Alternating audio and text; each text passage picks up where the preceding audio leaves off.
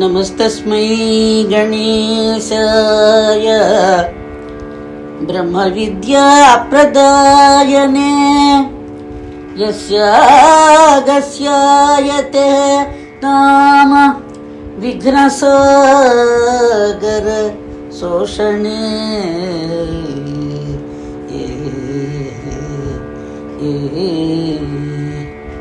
ఉమావర పాహి మాం పరాత్పర ఉమావర పాహి మాం పరాత్పర మాధవ మిత్ర రమణీయ గాత్ర ఉమావర పాహి మాం.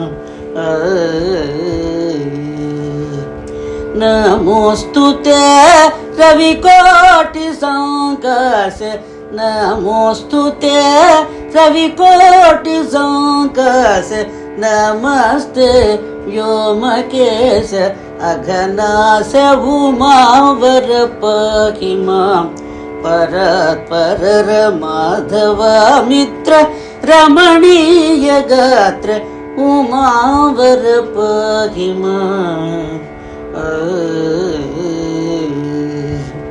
రజతాచలవాస భక్త సంరక్ష స్వప్రకాశ భూతేశ రజతాచలవాస భక్త సంరక్ష స్వప్రకాశ భూతేశ గజచర్మాంబరధారి పురవైరి శరణం భవ దీక్షిత హృద్విహార ఉమావర పాహి మాం పరాత్పర మాధవ మిత్ర రమణీయ గాత్ర ఉమావర పాహి మాం.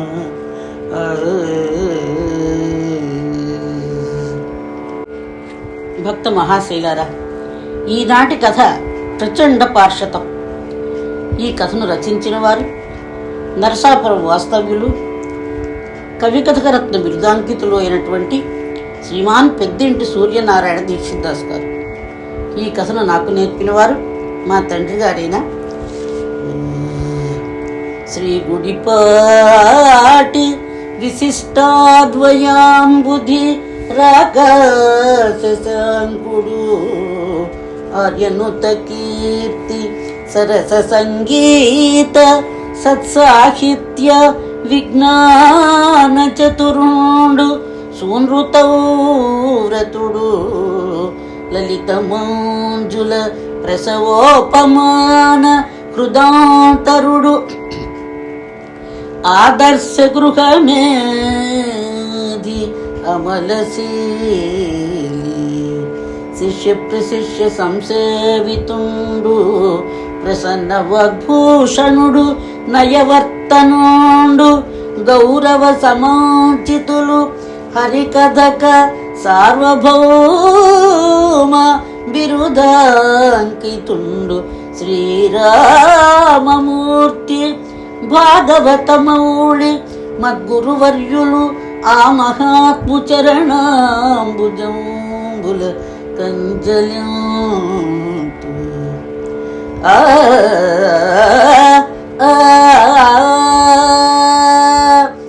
ఆ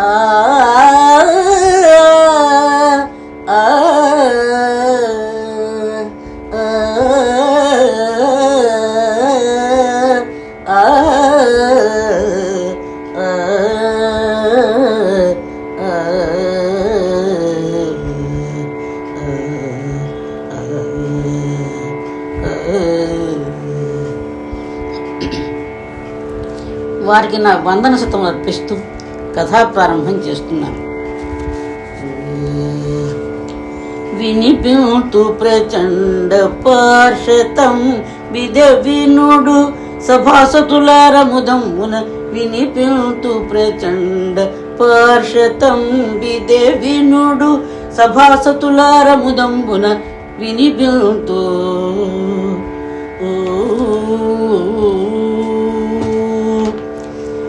పనివడి పార్షతుడా కలస భవుని పనివడి పార్షతుడా కలస భవుని పవరమున దునుమాడిన చరితము వినిపింతు.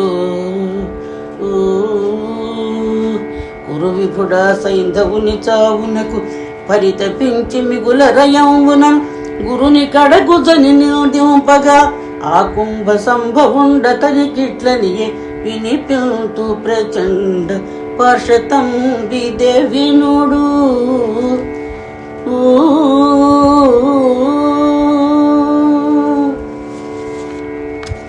సుజనులారా, కురుక్షేత్ర యుద్ధంలో ముఖ్యమైనటువంటి ఘట్టం ద్రోణ నిర్యాణ ఘట్టం.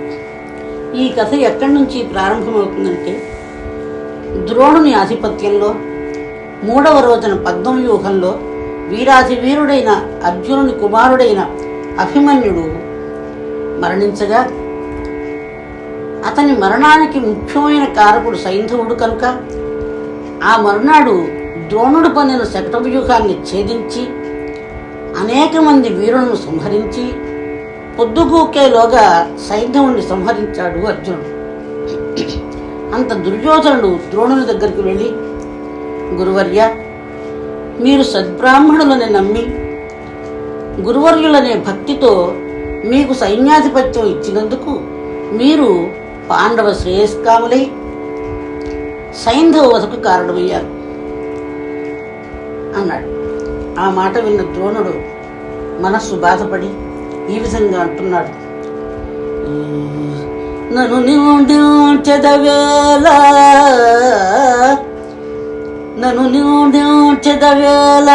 దేవతలకై గెలువగా బోలద అర్జును గాంగేయుని వంటి వీరుడే పరాస్తుండై నీ కౌరవుల్ మనరంచున్మదితోచే కయ్యమునకేలా వచ్చితి వంచనం ద్రోణ ధనురాచార్యుడన పెందురభిమానం విట్టు ఏడ్పించడు.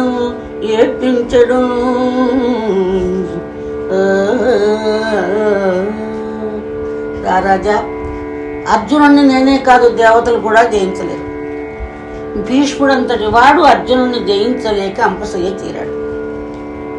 ఈ పరిస్థితి చూస్తుంటే మీకు అసలు జయం కలుగుతుందని నాకు అనిపించట్లేదు. అయితే మీరు సైన్యాధిపత్యానికి ఎందుకు అంగీకరించారు అంటావేమో. ధనురాచార్యుడనే గౌరవం కోసం సైన్యాధిపత్యానికి అంగీకరించారు. అంతేకాదు సుయోధన, శకుని చేత ధర్మరాజుని మాయాద్యూతంలో ఓడించిన ఫలితం, నిండు సభలో ద్రౌపది చీరలు ఒలిపించిన ఫలితం, దాయాదులైన పాండవులను అన్నవస్త్రాలు లేకుండా అరణ్యవాసం పంపించిన ఫలితం, నీకు పాండవులకు సంధి చేయటానికి వచ్చిన కృష్ణ పరమాత్మను బంధించడానికి ప్రయత్నం చేసిన ఫలితం అనుభవించకుండా ఊరికే పోతాయా? సుయోధన, ఇప్పుడే చెప్తున్నాను, నీకు శక్తి ఉంటే యుద్ధం చెయ్యి, లేదా ధర్మరాజును శరణు వేడు. అంతేగాని మాటి మాటికి వచ్చి నన్ను ఇట్లా నిందించద్దు. ధర్మ ప్రవర్తకులైన పాండవులకు ద్రోహం చేసిన మీ తరఫున యుద్ధం చేసే నేను నిజమైన బ్రాహ్మణుని కాదు అని కోపించి కొంతసేపటి మళ్ళీ ఆయనే శాంతించి దుర్యోధనుడితో ఈ విధంగా అంటున్నాడు. అందుకే అంటారు ఉత్తమే క్షణకోపం అని. ఉత్తములకు కోపం వస్తే ఒక క్షణం ఉంటుంది. విను దుర్యోధన పలుకులతో నిక నన్ను బోటికి పని లేదు నా ప్రతిన. విను దుర్యోధన పలుకులతో నిక నన్ను బోటికి పని లేదు నా ప్రతిన. కనుము నేడు పాంచాలుర చంపక, కనుము నేడు పాంచాలుర చంపక, కవచంబూడు చువాడకాదు నే. విను దుర్యోధన పలుకులతో నీక పురికొల్పము సైనికుల నిల్లరకు పరికింపుమున ఆసక్తి నీరాయి. పురికొల్పము సైనికులకెల్లరకు పరికింపుమున ఆసక్తి నీరాయి. దురమును నా చేతికి దాటువారి పరిమార్చు మంచు పల్కుము ద్రౌనికి.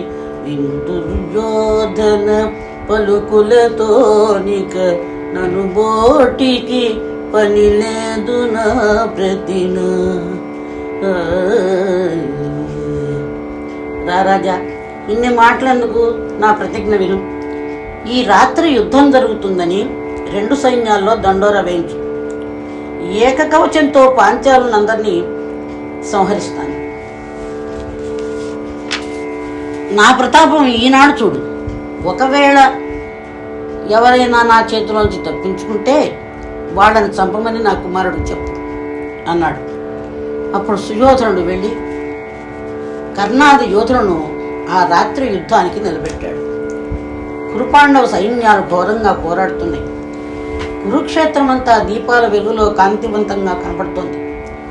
ఆ సమయంలో ద్రోణాచార్యుడు పాండవ సైన్యం మీద బాణవర్షం కురిపిస్తూ ఉండగా, మరో ప్రక్క భీముడు కురుకుమారులతో ఘోరయుద్ధం చేస్తూ కౌరవులలో దుర్మద దుష్కర్ములనే వాళ్ళని సంహరించాడు. ఆ తర్వాత ద్రోణునితో తలపడి యుద్ధం చేస్తున్నాడు. ఇంకో పక్కన సాత్యకి, దుష్టద్యుమ్నుడు, ఘటోద్గజుడు మొదలైన ప్రముఖులు కర్ణసోమదత్తాదులతో యుద్ధం చేస్తూ ఉండగా అశ్వత్థామ ఘటోద్గజుని కుమారుడైన అంజనపర్వుడిని సంహరించాడు. అప్పుడు ఘటోద్గజుడు కోపించి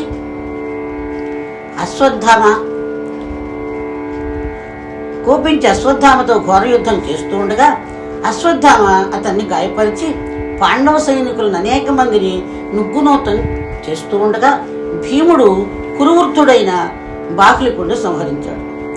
ఇంకో పక్క అర్జునుడు దుష్టద్యుమ్నాదులతో తోడ్కొని ద్రోణుని ఎదుర్కొన్నాడు. అప్పుడు కర్ణుడు దుర్యోధనుని ప్రోద్బలంతో అర్జునుడిని సంహరిస్తానని ప్రగల్భాలు పలుకుతూ ఉండగా కృపాచార్యుడు అతనితో ఈ విధంగా అంటున్నాడు.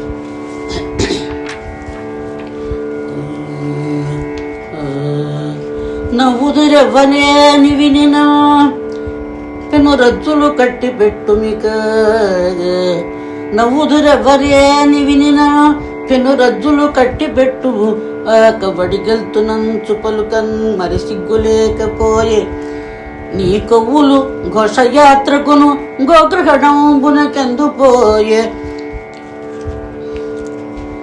నీ కొవ్వులు ఘోషయాత్రకును గోగ్రహణంబునకెందు పోయెను. ఎవరి రుంగర విజయు హీనబలున్నిను సూతనందన.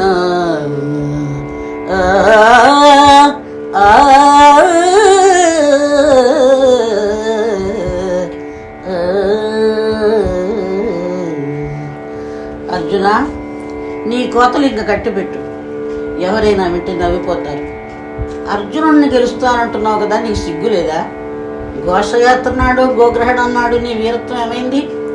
మహావీరుడైన అర్జునుడి బలం, హీనబలుడైన నీ బలం ఇక్కడ అందరికీ తెలుసు గాని ఇక ఊరుకో అన్నాడు. అప్పుడు కర్ణుడు కోపించి, కృపాచార్య, నీవు నన్ను హీనబలుడు అన్నంత మాత్రాన నాకేం నష్టం లేదు. రారాజు ముఖం చూసి ఊరుకోవలసి వచ్చింది, కానీ లేకపోతే నా కరవాలంతో నీ నాలుక చీలికలు చేసేవాడిని అన్నాడు కర్ణుడు. వెంటనే అశ్వత్థామ తన మేనమాను నిందించాడనే కోపంతో కత్తి దూసి కర్ణుని నరకబోగా రారాజు వారి మధ్యకు వచ్చి కృపాశ్వత్థామలను ఈ విధంగా ప్రార్థిస్తున్నాడు. నన్ను చూచి చాలింపుడు కలగము న్యాయమౌనే మనలో మనకిటు. నన్ను చూచి చాలింపుడు కలగము న్యాయమౌనే మనలో మనకిటు. అన్నన్న పగవారు చుల్కగా, అన్నన్న పగవారు చుల్కగా అవలోకంతురు కాదే మనలనిక. నన్ను చూచి చాలింపుడు కలగ. గురుడు మీరు మద్రేశ్వర కర్ణులు ధరయేలింపగనున్నారు నన్ను. గురుడు మీరు మద్రేశ్వర కర్ణులు ధరయేలింపగనున్నారు నన్ను. నిరుపమాన విక్రమ సంపన్నులు ధరణీసురులయ్యో సాధ్యంపుడు. నన్ను చూచి చాలింపుడు కలగను. ఓ కృపాశ్వత్థాములారా, కర్ణ, నన్ను చూసి మీ కలహం ఆపేయండి. మనం ఇలా పోట్లాడుకుంటుంటే పగవారికి చులకనగా ఉంటుంది. గురువుగారు, కృపాశ్వత్థామ, కర్ణ మద్రేశ్వరులు అందరూ నా విజయం కోసమే మీరు కష్టపడుతున్నారు. గురుకృపాశ్వత్థామలారా, మీరు మహాపరాక్రమవంతులు, బ్రాహ్మణోత్తములు కనుక మీరు శాంతించి జరగవలసిందేదో ఆలోచించండి అని నరపాలుడ కలకమాపెను. సాత్యకి సోమదత్తోదునిమే రణమ్ము ఘోరమ్ముగా తోచెను. సూతతనూజుతాకి ఎయ్యన సహదేవుడు విరథుడై అవమానపడెను. ఘటోద్గజుడు అనుపమ శక్తి తెగటార్చె అలంబసు దైత్యు నుగ్రత.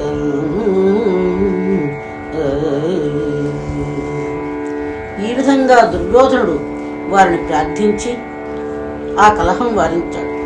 పిదప యుద్ధం ఘోరంగా సాగుతోంది.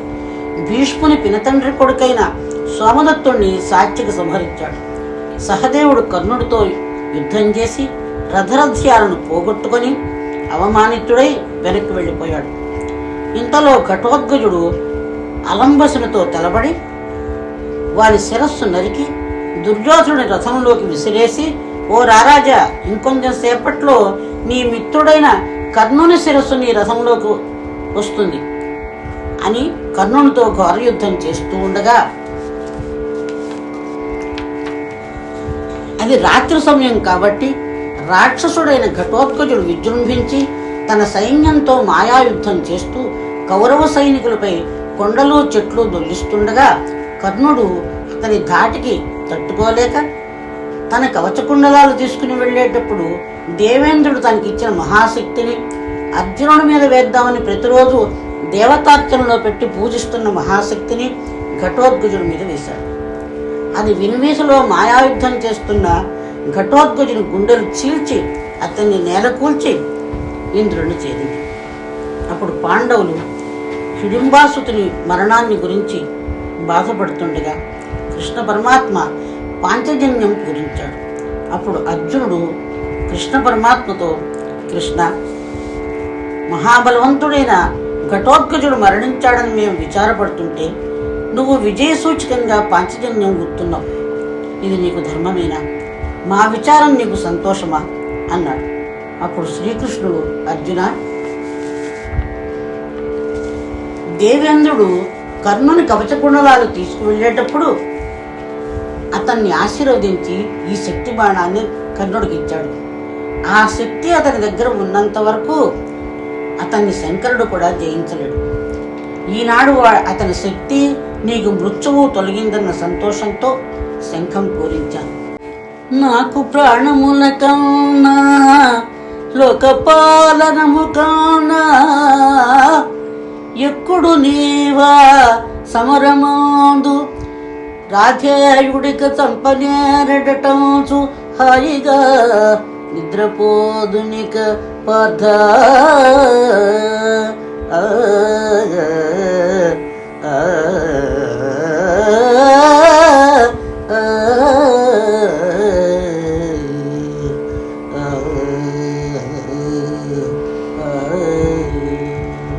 అర్జున, నా ప్రాణాల కన్నా లోకపాలన కన్నా నీ ప్రాణరక్షణే నాకెక్కువ.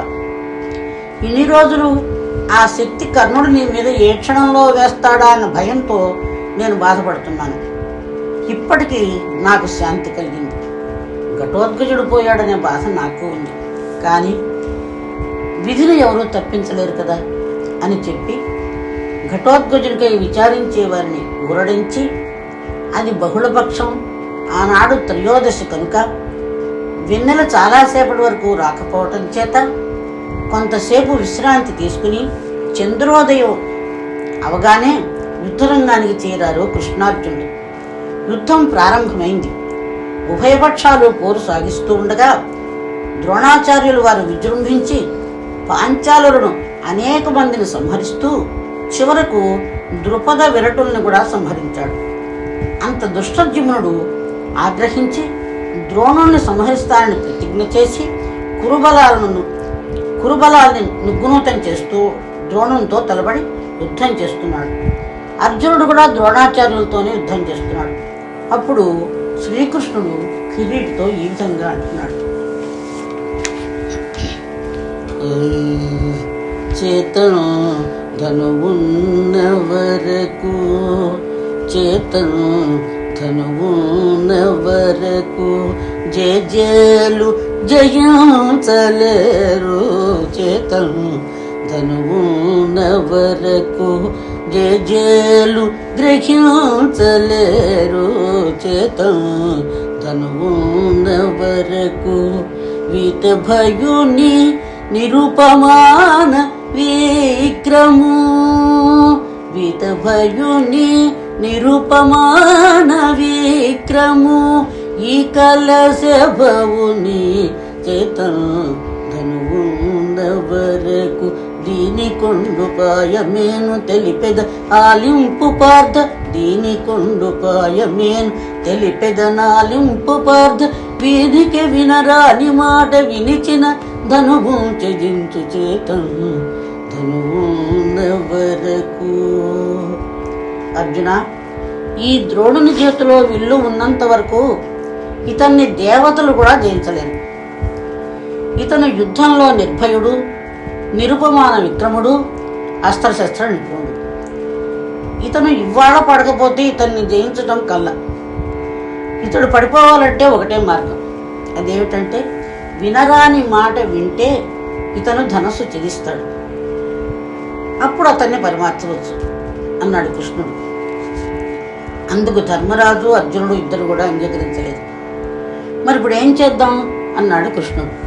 అప్పుడు ధర్మజుడు, చేసేదేముంది కృష్ణ, ఆయన యుద్ధంలో అజేయుడు, అందులో సందేహం లేదు.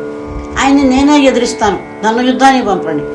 లేదా అందరం కలిసి అడవులకు పోయి పెద్దలు మెచ్చేటట్టుగా తపస్సు చేసుకుందాం అన్నాడు. అప్పుడు కృష్ణుడు చిరునవ్వు నవ్వి, ధర్మజ, అమ్మఘనీయునితో పెనగనక్కరలేదు, కృపుడబౌటచే తమ్ములతో వనమ్ములకు ధర్మజ పోపని లేదు.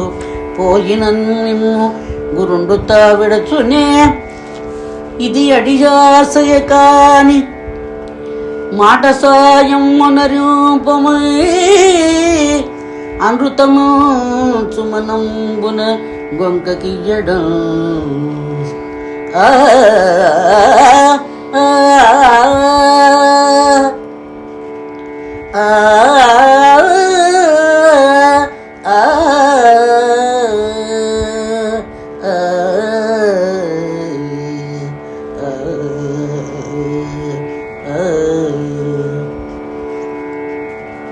ధర్మజ, నువ్వు ఆయనతో యుద్ధము చేయక్కర్లేదు.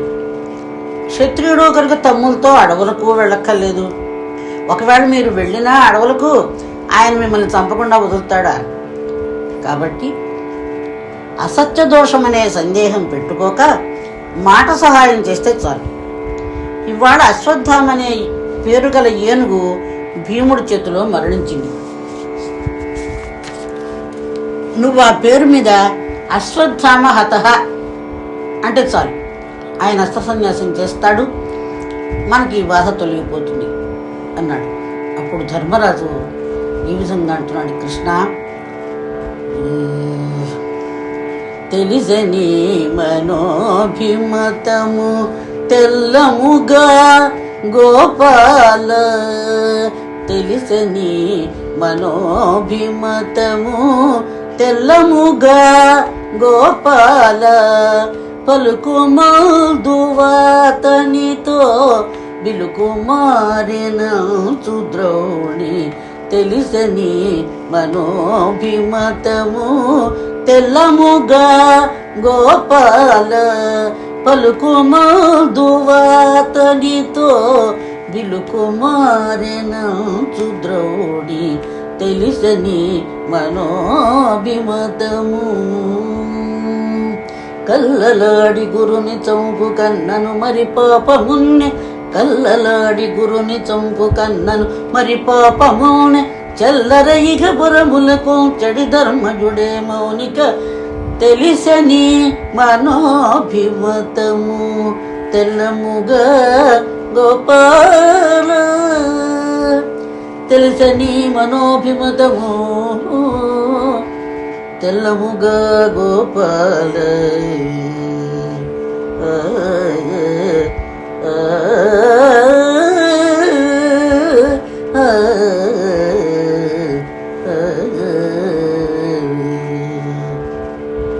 కృష్ణ, నీ అభిప్రాయం ఏమిటో నాకు పూర్తిగా అర్థమైంది.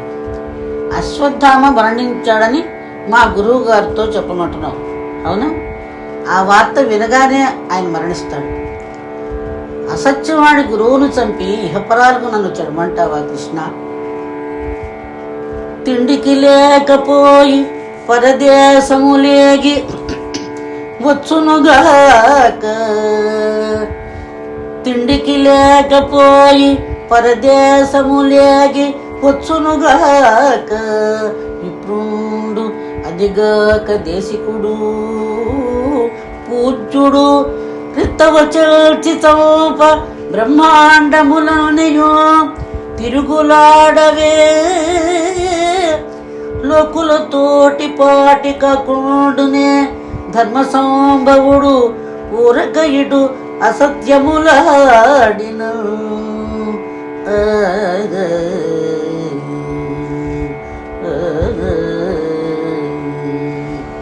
కృష్ణ, ఆయన అన్నవస్త్రాల కోసం పరదేశం నుంచి వచ్చినంత మాత్రాన బ్రాహ్మణుడు, పైగా గురువు గారు పూజ్యుడు అటువంటి మహనీయుడితో అమృతములాడి ఆయన్ని చంపితే బ్రహ్మాండ భాండాలన్నీ గిరగిరా తిరగవా? అందరి మాదిరిగా నేను కూడా అబద్ధం ఆడితే నే ధర్మరాజుని ఎలా అవుతాను? అసలు నేను ఇలా అబద్ధం ఆడేవాడిని అయితే మాకు ఇన్ని కష్టాలు ఎందుకు అన్నాడు ధర్మరాజు. అప్పుడు కృష్ణుడు, ధర్మనందన, మీ రక్షణ కోసం ఉపాయం చెప్పాను. అట్లా చేస్తే గండం తప్పుతుంది. నా కోసం నువ్వు అబద్ధం ఆడి అపకీర్తి పాలు కావద్దు సుమా. బాగా ఆలోచించి ఉపాయంతో అపాయం తప్పించుకుంటావో, లేక తమ్ముళ్ళని ద్రోణుడికి అప్పగిస్తావో, లేక అడవికి వెళ్ళి తపస్సు చేసుకుంటావో నీ ఇష్టం వచ్చినట్లు చెయ్యి. ఇక నేను ఇక్కడ ఉండటం కూడా అనవసరం అనిపిస్తోంది. వెంటనే ద్వారకు బయలుదేరుతాను అన్నాడు. అంత ధర్మజుడు, మహాత్మా, అమృతం ఆడలేకలా అన్నాను, కానీ ఈ పాండుపుత్రులకు తల్లి, తండ్రి, గురువు, దైవం అన్నీ నీవే. నీ మాటే మాకు వేదవాక్కు కనుక నీ భక్తుడికి అసత్య దోషం అంటకుండా మనకు జయం కలిగే ఉపాయం చెప్పు కృష్ణ అన్నాడు. అప్పుడు కృష్ణుడు, చదిసం భీమగదా ప్రహారమున అశ్వత్థామ పెరింటితే కదా మాతాంగము, దాని మీద నెపము కల్పించి ముందనుము పైనది హస్తీంద్రమటము అసత్యాలాపదోషముండదు, కార్యము ఫలించు భవదిష్ట ప్రాప్తి చేకూరడు.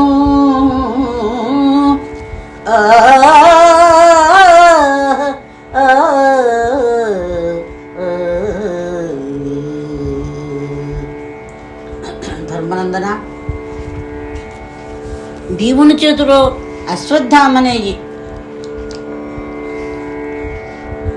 పేరు గల ఏనుగు మరణించింది కనుక అశ్వత్థామ హతః అని ముందను, తర్వాత హస్తేంద్రమను.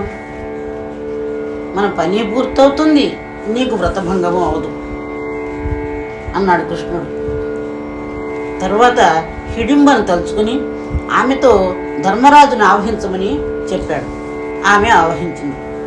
ఈలోగా భీముడు యుద్ధభూమికి వెళ్ళి ద్రోణునికి వినపడేట్టుగా అశ్వత్థామ హతః అన్నాడు. కానీ ఆయన మాట నమ్మలేదు. ఈ మాట ధర్మరాజు చెబితే నమ్ముతానన్నాడు. అంత ధర్మరాజు శాంబర్యమాయ అతన్ని ఆవహించటం చేత ద్రోణునికి దగ్గరగా వెళ్ళి అశ్వత్థామ హతః అన్నాడు. రాక్షసుబాయి తొలగిపోయింది. వెంటనే కుంజరహ అన్నాడు. కానీ ఆ మాటలు ద్రోణునికి వినపడకుండా డప్పులు మోగించారు. ఈలోగా భరద్వాజుడు మొదలైన ఋషులు అదృశ్యులై వచ్చి, నాయనా, నువ్వు బ్రాహ్మణుడు, ఈ మారణకాండ ఇంకా మాను, పైగా కాలం మారింది అని చెప్పి వెళ్ళిపోయారు. అప్పుడు ద్రోణాచార్యుల వారు ధర్మరాజు చెప్పిన మాట విని ఈ విధంగా బాధపడుతున్నాడు. వడముడి ఎంత చెప్పిన భవన్మృతి నమ్మకపోతి కాని, ఇప్పుడు సత్యమని బొంకని వాడు వచ్చే కొడుకా, చిరాయువౌదు అని కొండుకొనాడు వచ్చినట్టి మింటి చప్పుడు గతమయ్యనే వెతలపోయనే నా సుకృతంబులన్నీయు.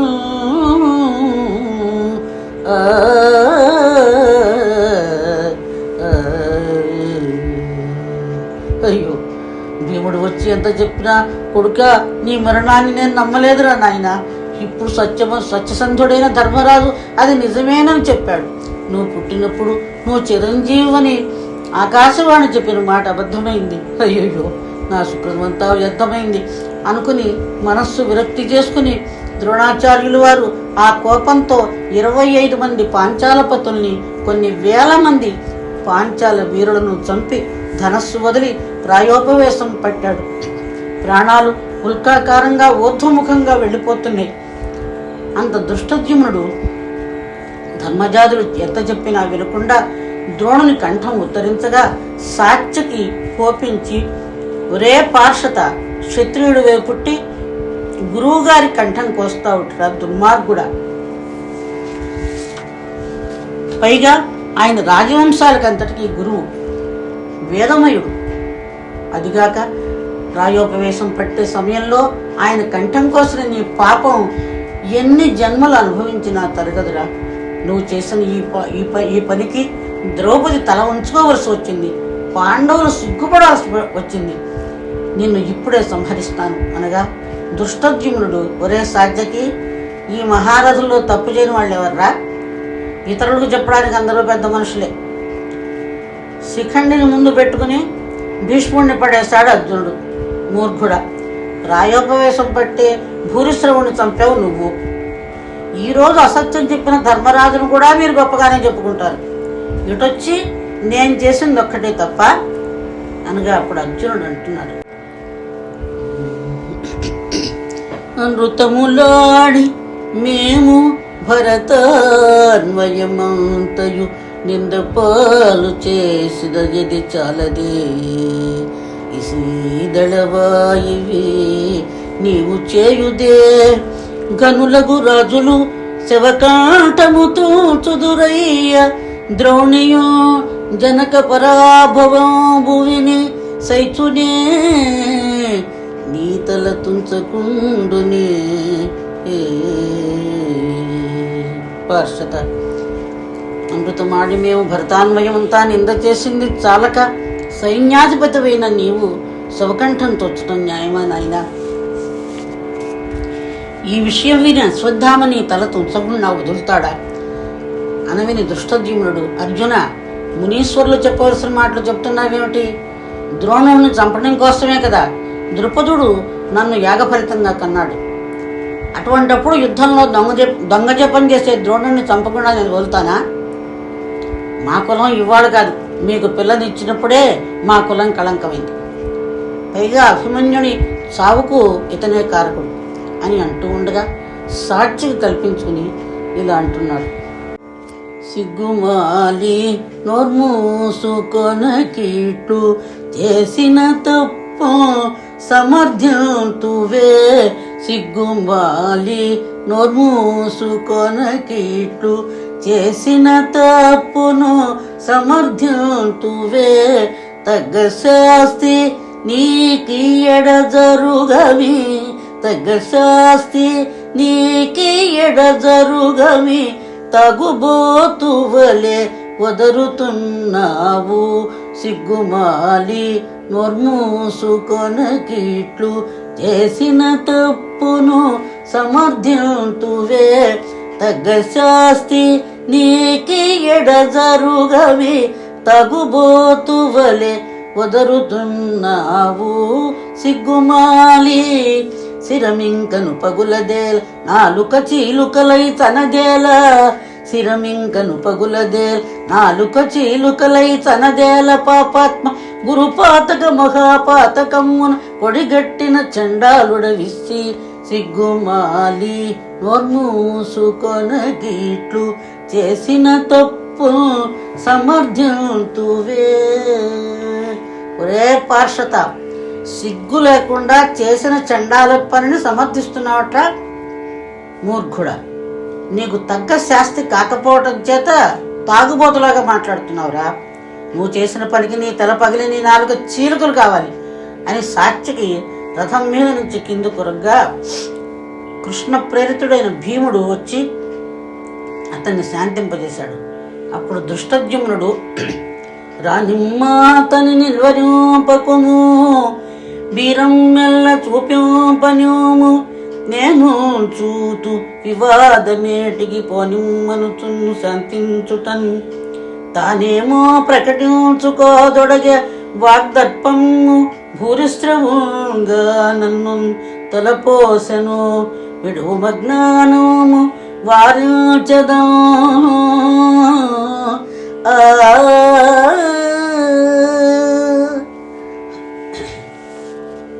భీమసేన, రానివాణ్ణి వారించకు, వాడి సంగతి నేను తెలుస్తాను. పోన్లేని ఊరుకుంటుంటే ఇష్టం వచ్చినట్టు మాట్లాడుతున్నాడు. నేను వంటి చేయి భూరిశ్రవుడు అనుకున్నాడేమో అనవిని కృష్ణుడు వారిద్దరి తగువ వారించి వారి కలహం మాన్పాడు. అంత అశ్వత్థామ ద్రోణుని మరణవార్త విని అరుణారుణ నేత్రుడై ప్రళయ భైరవుని మాదిరిగా ఈ విధంగా అనుకుంటూ వస్తున్నాడు.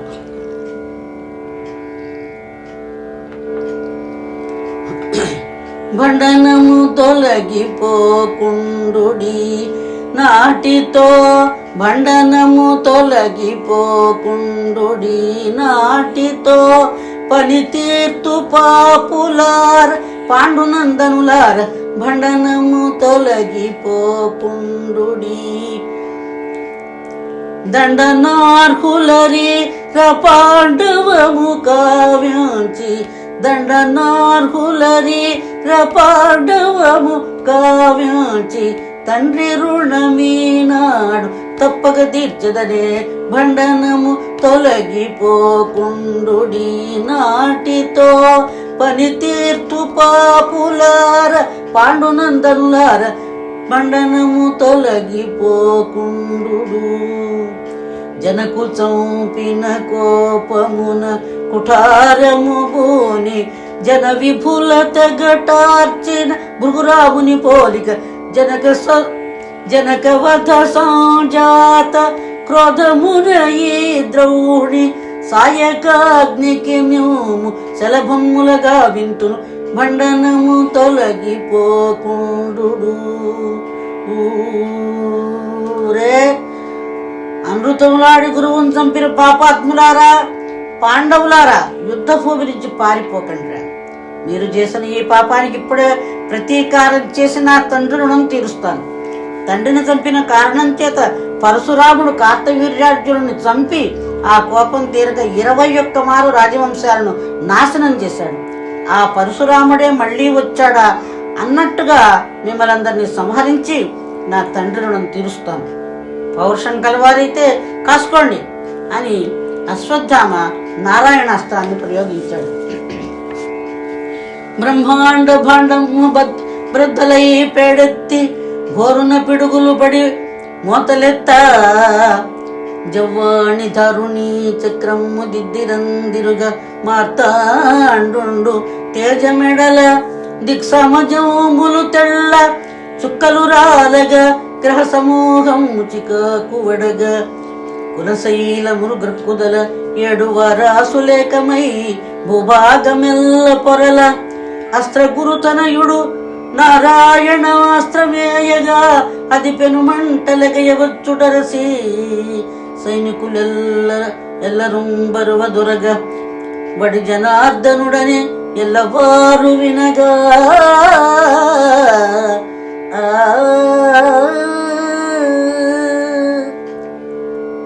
అప్పుడు బ్రహ్మాండ భాండం బద్దలై బ్రహ్మాండ భాండాలన్నీ బద్దలయ్యేటట్లుగా, పిడుగులు పడినట్లుగా, అష్టదిగ్గజములు కుంభస్థలాలు పగిలినయ్యా అన్నట్లుగా ప్రళయవాయువు వీచి భూమి గిరగిరా తిరిగింది. ఆ మంటలు భూమి ఆకాశం నిండినై.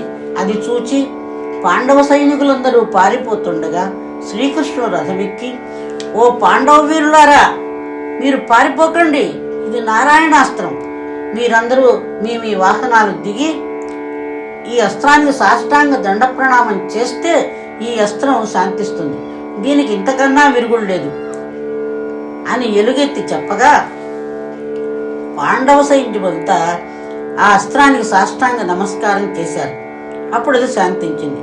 ఒక్క భీముడు మాత్రం, ఓ వీరులారా, విరోధి అస్త్రానికి నమస్కరిస్తే విరోధికి నమస్కరించినట్లే, కనుక మీరు అలా చెయ్యకండి, నేను దీన్ని ఎదిరిస్తానని చివరకు కృష్ణుని ప్రోద్బలం వల్ల భీముడు కూడా అస్త్రానికి నమస్కరించగా అది శాంతించింది. అంత అశ్వత్థామ సాత్యకి దుష్టద్యుమ్నులను మూర్ఛితులను చేసి అర్జునుడితో ఈ విధంగా అంటున్నాడు, ఒరే అర్జున, మా దగ్గర విలువిద్య నేర్చుకుని మమ్మల్నే ఎదిరించడానికి వచ్చావా? పౌరుషం ఉంటే నాతో యుద్ధం చేయరా. పోరంటే అబద్ధం ఆడి గురువును చంపడం కాదురా, నిలబడి పోరాడాలి. ఇళ్ళలగ్గానే పండగ కాలేదు అని ఆగ్నేయాస్త్రం ప్రయోగించాడు. అప్పుడు అర్జునుడు ఆ అస్త్రానికి అస్త్రమే వేసి నివారించాడు. అప్పుడు అశ్వత్థామ విల్లు కింద పారేసి వెనుదిరిగి వెడుతూ ఉండగా వ్యాసుడు ఎదురు వచ్చి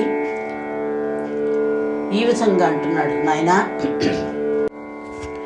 నరనారాయణులాది మౌనులు జగన్మాన్యులు సమస్తవనీ భరముంబాపగా ధర్మమెల్లెడలా నిల్ప జన్మము బొందిరిద్దర కృష్ణార్జున నామముల్ వడసి సత్యప్రజ్ఞలం వారి నిర్జరులైన పరిమార్పజాలరు యదార్థం విద్ది ద్రోణాయని.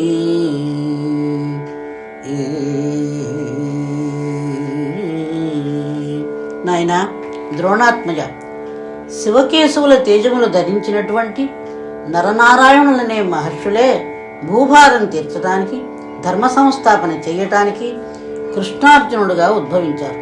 వారిని జయించడం దేవతల తరం కూడా కాదు. నీ తండ్రి కాలవ సంచేత మరణించాడు, దానికోసం దుఃఖపడవద్దు అని ఓదార్చి పంపించాడు. అటు పిమ్మట వ్యాసుడు అంతర్ధానమవగా అశ్వత్థామ సాయం సంచం అవటం చేత దుర్యోధనుడి దగ్గరకు వెళ్ళాడు. పాండవులు సంతోషంతో శిబిరాలకు వెళ్ళారు. ఇప్పటికీ 15 రోజుల యుద్ధం జరిగింది. ఈ 15 రోజులలో కౌరవులకున్న 11 అక్షోహిణుల సైన్యంలో 8 అక్షోహిణులు నశించి 3 మిగిలినాయి. పాండవులకున్న 7 అక్షోహిణుల సైన్యంలో 4 అక్షోహిణులు పోయి 3 మిగిలినాయి. మముగన్న తల్లి ఈశ్వరి నీకు మంగళమే జయ మంగళం, కామిత ఫలదాయని సర్వాణి సంతత భువనైక పోషిణి. మముగన్న తల్లి ఈశ్వరి నీకు మంగళమే జయ మంగళం. మంగళం కోసలేంద్రాయ మహనీయ గుణాత్మనే చక్రవర్తి తనూజాయ సార్వభౌమాయ మంగళం మంగళం.